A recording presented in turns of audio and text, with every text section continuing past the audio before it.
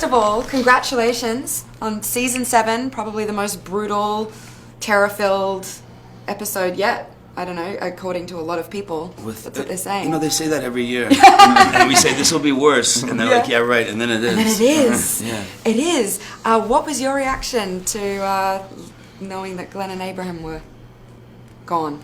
Well, I found out last year that it was coming. And, I mean, they're really good friends of mine. So, you know, I was bummed about it. And it's hard when you lose anyone on the show, but when you lose characters like that, it's super awful.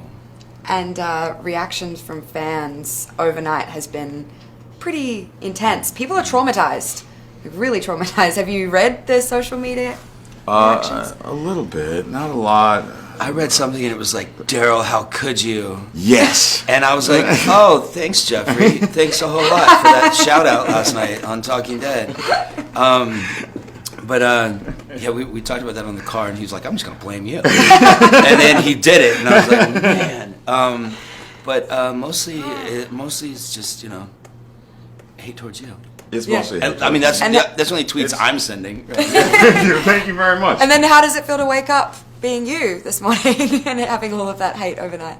Well, I don't know. I haven't read anything this morning. I just Good got idea. up and I'm just here with you. So, look, it's part of the deal, and I'm going to either blame it on Norman, which is a firm truth, and then there's also... You mean Daryl, not Norman. I mean, yes, yeah. Let's not... But you said Jeffrey earlier. I did that on purpose. But really, it's the writers, when you think about it. What was your reaction when you found out that you were going to be killing these guys? Well, as a fan of the show, I was bummed, because I think that they're great actors, and then you meet them, and they're such great guys, and I didn't know last year, when we did my initial scene, that those were going to be the victims. I didn't know until, we came back that those were going to be the two guys, and, it's a big part of the show that's gone, and I think the show's going to take an initial hit, not having them around anymore, and I'm going to take a lot of the blame.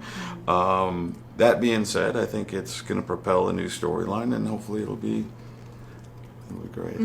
You said that you didn't want to play Negan as a straight up bad guy, but how is that possible when he's so unrelentingly? But in this world, how do you know who is necessarily a good? I mean, how do you differentiate? If you're just trying to keep people alive and keep yourself alive in this world, it's hard to differentiate the good and the bad. Because I mean, Daryl and Rick and the rest of the survivors have done some pretty horrendous things over the course of time, and Negan has done the same. He's just got a certain flair that kind of.